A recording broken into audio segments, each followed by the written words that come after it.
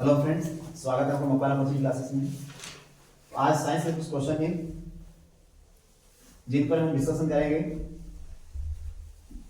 तो आप बताना कि सबसे पहले डीएनए क्या है। डीएनए क्या है? न्यूक्लिक अम्ल है ना। डीएनए क्या है? न्यूक्लिक अम्ल। आपको डीएनए और आरएनए के बारे में पता होना चाहिए। डीएनए और आरएनए के बारे में। डीएनए का फुल फॉर्म क्या होता है? Ribonucleic acid. और आरएनए का राइबोन्यूक्लिक एसिड है ना। एक क्वेश्चन बहुत इंपॉर्टेंट रहता है कि डीएनए का डबल हेलिक्स मॉडल किसने देखा है ना। डीएनए का डबल हेलिक्स मॉडल किसने किसने देखा? वाटसन और क्रिक।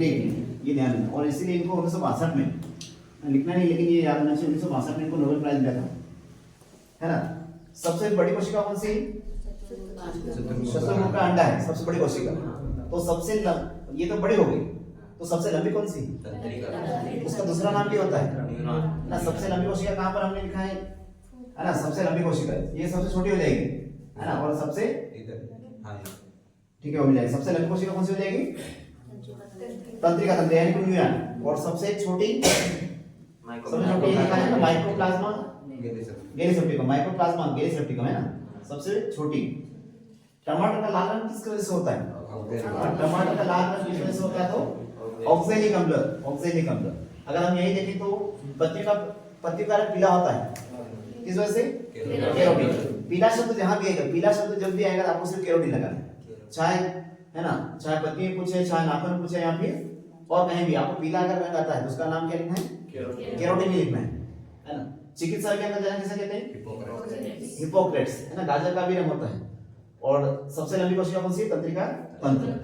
इसके बाद मैंने यहाँ लिखा कि सेवा का अध्ययन क्या कहता था?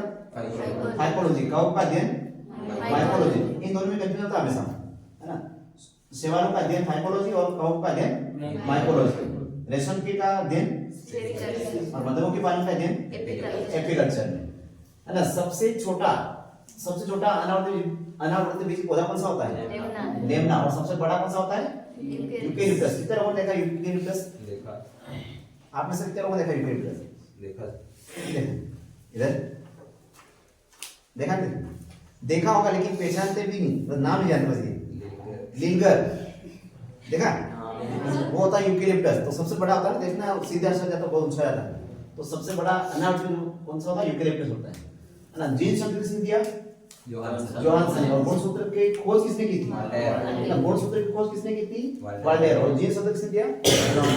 और गुणसूत्र को इंग्लिश में क्या कहते हैं? माइक्रो की क्रोमोसोम्स। तो मनुष्य में कितने जोड़े क्रोमोसोम होते हैं? और संख्या अगर पूछे तो 46, है ना। राइबोसोम किससे मिलकर बना होता है? आरएनए और प्रोटीन से। इसलिए इसको प्रोटीन की फैक्ट्री भी कहते हैं। क्या कहते हैं? प्रोटीन की फैक्ट्री किसे कहते हैं? राइबोसोम। राइबोसोम किसके बने होते हैं? आरएनए और प्रोटीन के। फलों के छिलकों और फूलों में कौन सा वर्ण पाया जाता है? वर्णी लेवल, है ना, पिगमेंट। और जीवों की सबसे छोटी सरल क्रियात्मक क्या कौन सी? कोशिका। और लाइसोसोम को क्या कहते हैं? कोशिका में आत्महत्या की थैली। और राइबोसोम को प्रोटीन की फैक्ट्री। और माइटोकॉन्ड्रिया को कोशिका का ऊर्जा घन। ये ध्यान रखना चाहिए। चिकित्सा विज्ञान का जनक किसे कहते हैं? हिपोक्रेट्स। तो ये इंपॉर्टेंट क्वेश्चन है, इनको थोड़ा जाके पढ़ना आपको, है ना। इनको जाके थोड़ा सा पढ़ते रहना आपको।